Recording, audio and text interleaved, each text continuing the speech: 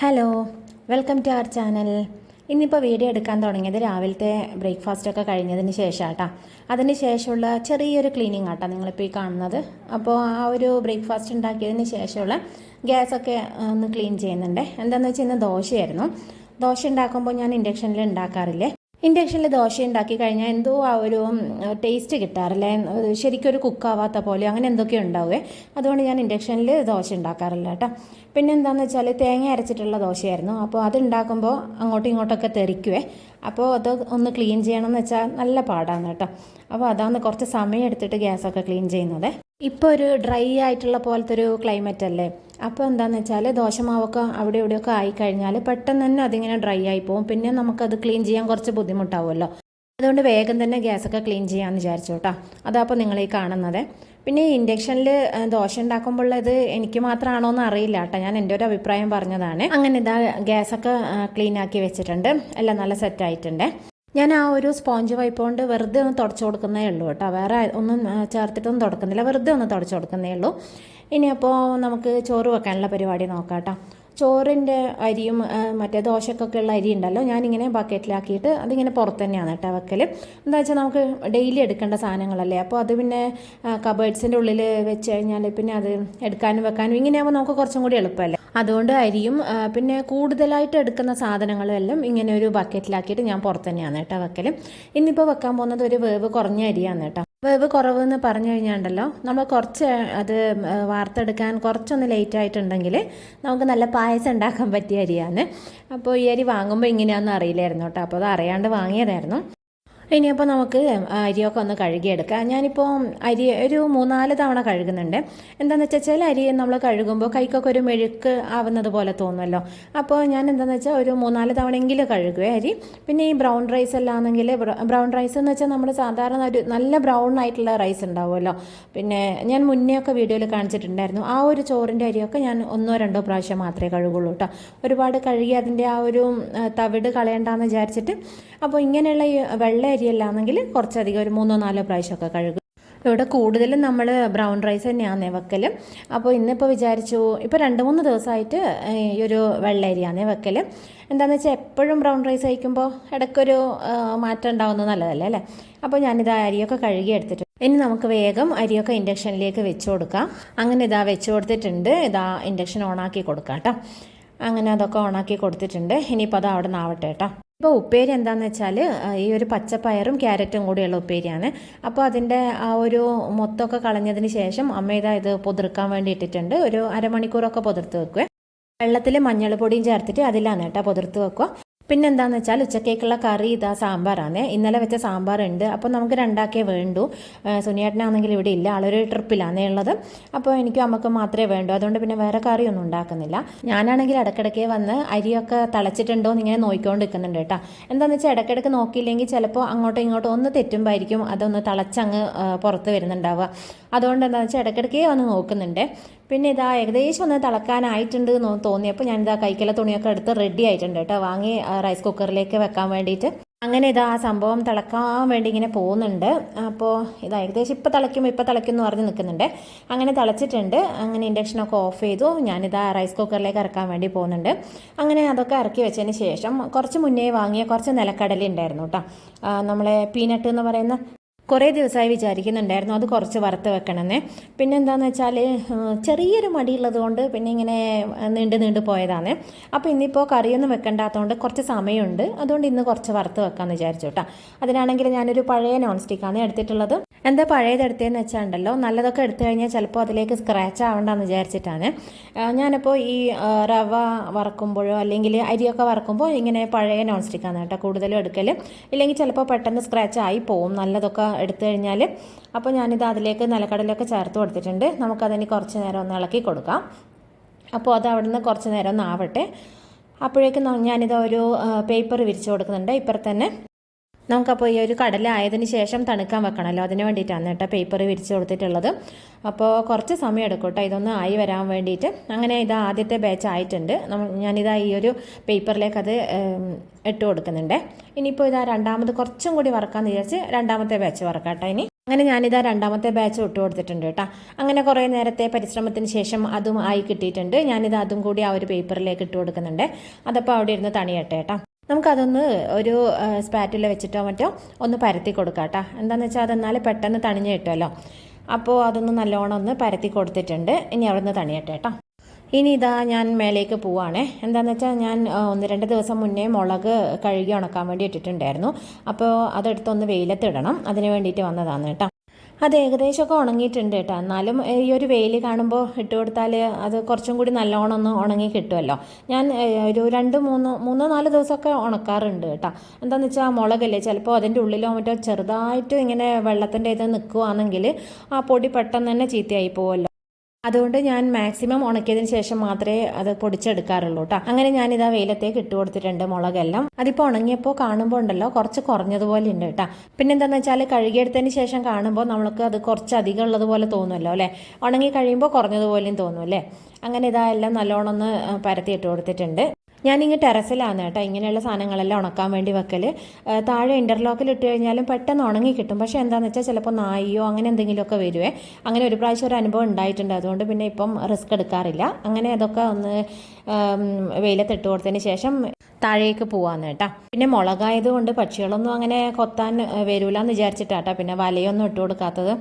ഇല്ലെങ്കിൽ ഞാൻ ഗോതമ്പോ മുത്താരിയോ അങ്ങനെയൊക്കെ ആണെങ്കിൽ വലയൊക്കെ ഇട്ട് കൊടുത്തിട്ട് മാത്രമേ ഉണക്കാൻ വെക്കലുള്ളൂ. അങ്ങനെ ഞാനിതാ താഴെ പുറത്തെത്തിയിട്ടുണ്ട്. നല്ല വെയിലുണ്ട് കേട്ടോ. വെയിലുണ്ടെങ്കിലും എന്താണെന്ന് വെച്ചാൽ അങ്ങനെ വെയിലിനൊരു ചൂടില്ല. പക്ഷേ എന്തെങ്കിലും ഇങ്ങനെയുള്ളതൊക്കെ ഉണക്കാൻ ഇട്ട് കഴിഞ്ഞാൽ നന്നായി ഉണങ്ങി കിട്ടും. പക്ഷേ നമുക്ക് അങ്ങനെ വെയിലത്ത് ഇറങ്ങുമ്പോൾ അങ്ങനെ ഒരു ചൂട് തോന്നില്ല കേട്ടോ.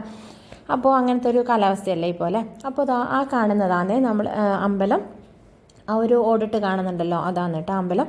അപ്പോൾ നമ്മളെ വീടിൻ്റെ അടുത്ത് തന്നെ അമ്പലമുണ്ട് കേട്ടോ. ശരിക്കും പറഞ്ഞാൽ ഈ ഒരു സമയത്ത് നമ്മൾ ചുറ്റുപാടും ഇങ്ങനെ കാണാൻ തന്നെ നല്ലൊരു രസമാണ് അല്ലേ. ചെറിയൊരു തണുപ്പും അങ്ങനെ ഒരു ചൂടില്ലായികയും അല്ലേ. അപ്പോൾ അതൊക്കെ കഴിഞ്ഞ് ഞാനിത് അടുക്കളയിൽ എത്തിയപ്പോഴേക്കും നമ്മുടെ ഉപ്പേരിൻ്റെ സാധനങ്ങളൊക്കെ അമ്മ ഇവിടെ മുറിച്ച് വെച്ചിട്ടുണ്ട്. ഉപ്പേരി ഉണ്ടാക്കുക അമ്മയാണ് കേട്ടോ. അപ്പോൾ അതിലേക്ക് വേണ്ട തേങ്ങ വേണം. അപ്പോൾ തേങ്ങ പൊട്ടിക്കാൻ വേണ്ടി പോവാന്നേ. തേങ്ങയാണെങ്കിൽ 3-4 പ്രാവശ്യം നോക്കിയിട്ടൊന്നും പൊട്ടുന്നുണ്ടായിരുന്നില്ല കേട്ടോ. കുറച്ച് നല്ല ഉറപ്പുണ്ടായിരുന്നു.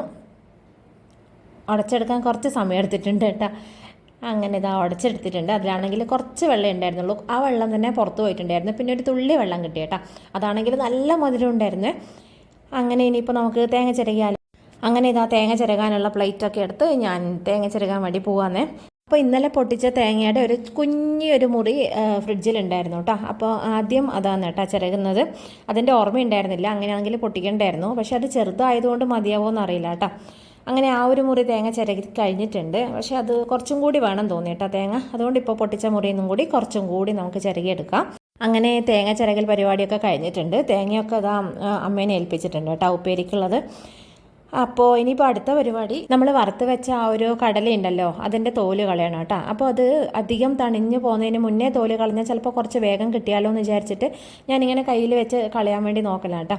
ഇതാണ് കേട്ടോ ഇതിൻ്റെ ഒരു പ്രശ്നം. ഈ ഒരു തോല് കളഞ്ഞെടുക്കാൻ ഭയങ്കര ബുദ്ധിമുട്ടാണ്. അതുകൊണ്ട് ഞാൻ കുറച്ച് മാത്രം എടുത്തത്. ഇല്ലെങ്കിൽ കുറച്ചും കൂടി വറക്കായിരുന്നു. പക്ഷേ ഈ ഒരു തോല് കളയാനുള്ള ഒരു ബുദ്ധിമുട്ട് കൊണ്ടാണ് കേട്ടോ. ഇല്ലെങ്കിൽ കുറച്ചധികം എടുത്തു കഴിഞ്ഞാൽ ഞാൻ ചിലപ്പോൾ വൈകുന്നേരം വരെ ഇത് തോല് കളഞ്ഞിങ്ങനെ ഇരിക്കേണ്ടി വരും. അങ്ങനെ ഏകദേശം കയ്യിൽ വെച്ച് എല്ലാം തോലൊക്കെ കളഞ്ഞെടുത്തിട്ടുണ്ട്. ഇനിയിപ്പോൾ ആ തോലും കടലയും ഒക്കെ ഒന്ന് വേർതിരിച്ചെടുക്കണമല്ലോ. അപ്പോൾ ഞാൻ വിചാരിച്ച വേഗം ഇങ്ങനെ ഒരു മുറത്തിലിട്ട് പുറത്ത് കൊണ്ടുപോയിട്ടൊന്ന് ക്ലീൻ ചെയ്തെടുക്കാമെന്ന് വിചാരിച്ചു കേട്ടോ.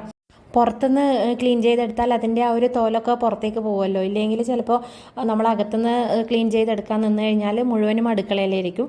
അത് പിന്നെ വൃത്തിയാക്കൽ വലിയൊരു പണിയായിരിക്കുമല്ലോ. അത് വിചാരിച്ചിട്ടാട്ടോ എടുത്തിട്ട് പുറത്തേക്ക് വന്നത്. അപ്പോൾ ഇതെല്ലാം നല്ലോണം ക്ലീൻ ആക്കി എടുത്തിട്ടുണ്ട്. ഇനി നമുക്കത് അകത്തേക്ക് കൊണ്ടുപോയി ഒരു ഡബയിലോ മറ്റോ ഇട്ട് വെക്കാം കേട്ടോ. ഇതിപ്പോൾ ഡബയിലൊക്കെ ഇട്ട് വെച്ച് കഴിഞ്ഞാലും കുറേ നാളൊന്നും നിൽക്കില്ല കേട്ടോ. നന്ദു കണ്ടു കഴിഞ്ഞാൽ അവന് പെട്ടെന്ന് തന്നെ തീർക്കും. അവന് ഭയങ്കര ഇഷ്ടമാണ് ഇങ്ങനെ കടല വറുത്തത് കഴിക്കാൻ വേണ്ടിയിട്ട്. അവന് ഇഷ്ടമായതുകൊണ്ട് മാത്രം കേട്ടോ. ഇല്ലെങ്കിൽ ഞാൻ ഈ പണിക്ക് നിൽക്കുകയില്ല കേട്ടോ. അങ്ങനെ ഞാനിത് അതൊക്കെ ഒരു ഡബയിലേക്ക് മാറ്റി കൊടുത്തിട്ടുണ്ട്. ചില കടലയൊക്കെ ഞാനിതാ ഡബയിലേക്ക് ഇടുമ്പോൾ തുള്ളി പുറത്തേക്ക് പോയിട്ടുണ്ട് കേട്ടോ. അതിനെയൊക്കെ പിടിച്ചെടുത്ത് ഞാനിതാ ഡബയിലേക്ക് ഇട്ട് കൊടുക്കുന്നുണ്ട്. ഇനി ഇതാ കണ്ടില്ലേ, അങ്ങനെ കരിഞ്ഞു പോയിട്ടോ അങ്ങനെയൊന്നുമില്ല കേട്ടോ. എല്ലാം നല്ല ആ ഒരു കറക്റ്റ് അതിൻ്റെ ആ ഒരു പരുവത്തിൽ തന്നെ കിട്ടിയിട്ടുണ്ട്. ഞാനിത് അടപ്പൊക്കെ ഇട്ട് വെച്ചിട്ടുണ്ട്. അങ്ങനെ അടപ്പൊക്കെ ഇട്ട് വെച്ചതിന് ശേഷം കേട്ടോ ഒന്ന് ടേസ്റ്റ് നോക്കാമെന്ന് വിചാരിച്ചത്. അപ്പോൾ ഞാനൊരു 3-4 കടലൊക്കെ എടുത്ത് വായിലേക്ക് ഇട്ടിട്ടുണ്ട്. ഞാനല്ലേ വറുത്തത്, അപ്പോൾ ഞാൻ തന്നെ ആദ്യം ടേസ്റ്റ് നോക്കണ്ടേ അല്ലേ. അങ്ങനെ ഞാനെടുത്ത് കുറച്ച് കഴിച്ച് നോക്കിയിട്ടുണ്ട്. നല്ല ടേസ്റ്റ് ഉണ്ട് കേട്ടോ, മോശമൊന്നുമില്ല. ഇനിയിപ്പോൾ അതാ ആ ഒരു പേപ്പറൊക്കെ ഒന്ന് അതിലെ പൊടിയൊക്കെ ഒന്ന് കളഞ്ഞ് അതൊക്കെ ഒന്ന് തുടച്ചെടുക്കണം. ആ ഒരു കൗണ്ടർ ടോപ്പിൻ്റെ ആ ഒരു ഭാഗമൊക്കെ ഒന്ന് തുടച്ചെടുക്കണം. ഇല്ലെങ്കിൽ ചെറിയ പൊടിയൊക്കെ എന്തായാലും പാറി അങ്ങും ഇങ്ങൊക്കെ എത്തുമല്ലോ, കടലേൻ്റെ തോല്. അപ്പോൾ അതൊക്കെ ഞാനിത് ഈ ഒരു മുറത്തിലാക്കി കളയാമെന്ന് വിചാരിച്ചു. ഈ ഒരു സ്പോഞ്ച് വൈപ്പ് വെച്ച് നമ്മൾ തുടക്കുകയാണെങ്കിൽ പെട്ടെന്ന് തന്നെ ക്ലീൻ ആവും കേട്ടോ. അതിനങ്ങനെ ഒരുപാട് സമയമൊന്നും വേണ്ട, എന്നാലും പെട്ടെന്ന് തന്നെ ക്ലീനായി കിട്ടുകയും ചെയ്യുമേ. ഞാനപ്പോൾ ഇതൊക്കെ ചെയ്യുമ്പോഴേക്കും ഉപ്പേരിയൊക്കെ അമ്മയാക്കി വെച്ചിട്ടുണ്ടായിരുന്നു. അപ്പോൾ ഏകദേശം കിച്ചണിലുള്ള ജോലിയൊക്കെ കഴിഞ്ഞിട്ടുണ്ട്. ഇനിയിപ്പോൾ ആ ഒരു കൗണ്ടർ ടോപ്പ് ഒന്ന് തുടച്ചിടണം, അത്രയേ ഉള്ളൂ കാര്യമായിട്ട്. ഞാനിതപ്പോൾ തുടക്കാൻ വേണ്ടി തുടങ്ങിയിട്ടുണ്ട് കേട്ടോ. ഒന്നുകിൽ രാവിലെ അല്ലെങ്കിൽ ഉച്ചയ്ക്കോ വൈകുന്നേരമോ ആയിട്ട് അതിൻ്റെ മുകളിലുള്ള എല്ലാ സാധനങ്ങളും എടുത്തു വെച്ച് ഞാൻ തുടക്കാറുണ്ട്. അങ്ങനെ അതെല്ലാം വൃത്തിയായി കാണുമ്പോൾ തന്നെ നമുക്ക് ഭയങ്കര ഒരു സന്തോഷമല്ലേ മനസ്സിനല്ലേ. ക്ലീനായി കിടക്കുമ്പോൾ എന്താണെന്ന് വെച്ചാൽ നമുക്ക് അടുക്കളയിൽ കയറി എന്തെങ്കിലുമൊക്കെ ചെയ്യാനൊക്കെ നല്ലൊരു ഇൻട്രസ്റ്റ് ഉണ്ടാവും കേട്ടോ. എപ്പോഴും അടുക്കളയൊക്കെ നല്ല ക്ലീനായി വെക്കുമ്പോൾ അങ്ങനെയല്ലേ ശരിക്കും നിങ്ങൾക്കും തോന്നിയിട്ടില്ലേ? അങ്ങനെ തോന്നിയിട്ടുള്ള ആരെങ്കിലും ഈ വീഡിയോ കാണുന്നുണ്ട് എന്നുണ്ടെങ്കിൽ ഒന്ന് കമൻറ്റ് ചെയ്യണം കേട്ടോ. ഞാൻ പറഞ്ഞത് ശരിയാണോ തെറ്റാണോ എന്നുള്ളത്. അങ്ങനെ ഞാനിത് എല്ലാതും നീക്കി എടുത്ത് വെച്ചതിന് ശേഷം ആണ് കേട്ടോ തുടക്കുന്നത്. അപ്പോൾ ദിവസത്തിൽ ഒരു പ്രാവശ്യമെങ്കിലും ഇങ്ങനെ തുടച്ചു കഴിഞ്ഞാൽ നമ്മൾ അടുക്കള നല്ല ക്ലീൻ ആയിട്ട് തന്നെ ഇരിക്കും കേട്ടോ. പിന്നെ അതിനങ്ങനെ ഒരു ഡീപ്പ് ക്ലീനിങ് അങ്ങനെയൊന്നും പറഞ്ഞിട്ട് അതിൻ്റെ ആവശ്യം ഉണ്ടാവില്ല. നമ്മൾ അന്നന്ന് ആ ഒരു ഇങ്ങനെയൊന്ന് ചെയ്ത് കഴിഞ്ഞാൽ നമ്മുടെ അടുക്കള എപ്പോഴും നല്ല ക്ലീൻ ആയിട്ട് തന്നെ ഉണ്ടാവും കേട്ടോ. പിന്നെ ഇപ്പം ഞാൻ എന്തായാലും ഗ്യാസ് ക്ലീൻ ചെയ്യുന്നില്ല. എന്താണെന്ന് വെച്ചാൽ നേരത്തെ ക്ലീൻ ചെയ്തിട്ടുണ്ടായിരുന്നു, അതുകൊണ്ട് ഇപ്പോൾ ചെയ്യുന്നില്ല കേട്ടോ. അങ്ങനെ അടുക്കളയൊക്കെ ക്ലീൻ ചെയ്തതിന് ശേഷം ഞാനിതാ ചോറ് വറുക്കാൻ വേണ്ടി പോവാന്ന് കേട്ടോ. അപ്പോൾ ചോറ് കുറച്ചധികം വെന്ത് പോയിട്ടുണ്ട് കേട്ടോ. ഞാൻ നേരത്തെ പറഞ്ഞിട്ടുണ്ടായിരുന്നില്ലേ അധികം വേവില്ലാത്ത അരിയായിരുന്നു എന്ന്. അപ്പോൾ ഞാനത് നോക്കാൻ വേണ്ടി കുറച്ചൊന്ന് ലേറ്റ് ആയിട്ടുണ്ട്. അപ്പോൾ ഒരുപാട് അങ്ങനെ വെന്ത് പോയിട്ടില്ല, എന്നാലും കുറച്ചധികമാണ് കേട്ടോ. അപ്പോൾ നമുക്കത് വേഗം ഒന്ന് വറുക്കാം. അങ്ങനെ ഞാനിതാ ചോറ് വറുക്കാൻ വേണ്ടി പോവാന്നേ. ഞാനിപ്പോഴും ആ ഒരു ക്ലിപ്പ് വെച്ചിട്ട് തന്നെയാണ് കേട്ടോ ചോറ് വറുക്കൽ. ഇങ്ങനെ ചോറ് വറുക്കുന്ന ആരെങ്കിലും ഉണ്ടെങ്കിൽ ഈ വീഡിയോ കാണുന്നുണ്ടെങ്കിൽ ഒന്ന് കമൻറ്റ് ചെയ്യണേ. പിന്നെ ഇങ്ങനെ ചോറ് വറുക്കുമ്പോഴുള്ളൊരു കാര്യം ബെനിഫിറ്റ് എന്താണെന്ന് വെച്ചാൽ നമുക്ക് കഞ്ഞിക്കലം കഴുകേണ്ട പണിയില്ലല്ലോ അല്ലേ. അതപ്പോൾ ഒരു വലിയ കാര്യമായിട്ടോ, കഴുകേണ്ട പണിയില്ലാത്തത്. അങ്ങനെ ചോറ് വറുക്കൽ പരിപാടിയും കഴിഞ്ഞിട്ടുണ്ട്. ഇപ്പോൾ കിച്ചണിലെ എല്ലാ പണിയും ഏകദേശം ആയിട്ടുണ്ട് കേട്ടോ. ഉച്ചവരെയുള്ള പണികൾ കിച്ചണും എല്ലാം നല്ല ക്ലീൻ ആക്കിയിട്ടുണ്ട്. ഇനിയിപ്പോൾ കിച്ചണിൽ വേറെ അങ്ങനെ പണികളൊന്നുമില്ല. ഇനിയിപ്പോൾ നമ്മളെ പണിയെന്ന് വെച്ചാൽ കുളിക്കലാണ് കേട്ടോ. എപ്പോഴാണ് കിച്ചണിലെ പണി തീരുക എന്ന് വെച്ചാൽ അപ്പോൾ തന്നെ കുളിക്കും കേട്ടോ. അങ്ങനെയാണ്. ഇനിയിപ്പോൾ കിച്ചണിൽ കുറച്ചധികം പണി ഉണ്ടെന്നുണ്ടെങ്കിൽ കുളിക്കാനും അങ്ങനെ തന്നെ ലേറ്റ് ആവും കേട്ടോ. അങ്ങനെ കുളിച്ച് വരുമ്പോൾ തന്നെ വാർത്തിട്ടുണ്ടായിരുന്ന ചോറും കൂടി എടുത്തിട്ടാണ് കേട്ടോ വരുന്നത്. ഇനിയിപ്പോൾ അടുത്ത പരിപാടി എന്താണെന്ന് വെച്ചാൽ മുടിയൊക്കെ ഒന്ന് അഴിച്ചിടുക, പിന്നെ ഒരു പൊട്ട് വയ്ക്കും കേട്ടോ. അല്ലാണ്ട് പിന്നെ വീട്ടിൽ നിൽക്കുന്ന സമയത്ത് അങ്ങനെ ഭയങ്കര മേക്കപ്പുകളൊന്നും ഇല്ല കേട്ടോ. പൗഡർ ഇടുക അല്ലെങ്കിൽ അങ്ങനെയുള്ള പരിപാടികളൊന്നുമില്ലേ. പൊട്ട് വെക്കും എങ്ങനെയായാലും, ആ ഒരു ഇത് മാത്രമേ ഉള്ളൂ കേട്ടോ. അതുകൊണ്ടാണ് കേട്ടോ ഞാൻ വീഡിയോയിലായാലും ഞാൻ വീട്ടിലുള്ളത് പോലെ തന്നെയാണ് കേട്ടോ വീഡിയോയിൽ വരണമല്ലോ എന്ന് വിചാരിച്ച് അങ്ങനെ ഒരുപാട് മേക്കപ്പ് അങ്ങനെയുള്ള സംഭവങ്ങളൊന്നും ഇല്ല കേട്ടോ. പിന്നെന്താണെന്ന് വെച്ചാൽ മേക്കപ്പിനോട് വലിയൊരു താല്പര്യമില്ല കേട്ടോ. അതുകൊണ്ടാണ് പിന്നെ അതിനൊന്നും നിൽക്കാത്തത്. അങ്ങനെ മുടിയൊക്കെ അഴിച്ചിട്ടിട്ട് ഞാൻ കുറച്ച് നേരം ഒന്ന് ഫോണൊക്കെ നോക്കിയിരിക്കാമെന്ന് വിചാരിക്കായിരുന്നു കേട്ടോ. അപ്പോൾ ഒരുപാട് നേരമായില്ലേ ഓരോരോ പണികളൊക്കെ എടുക്കുന്ന, കുറച്ച് റെസ്റ്റൊക്കെ വേണ്ടേ. അപ്പോൾ അങ്ങനെ കുറച്ച് നേരം ഫോണൊക്കെ നോക്കിയിരുന്നു. ഒരു 1/4 മണിക്കൂർ അങ്ങനെ ഇരുന്നിട്ടുണ്ട് കേട്ടോ. അപ്പോൾ അത് കഴിഞ്ഞതിന് ശേഷം ഭക്ഷണം കഴിക്കാൻ വേണ്ടി വരികയാണ് കേട്ടോ.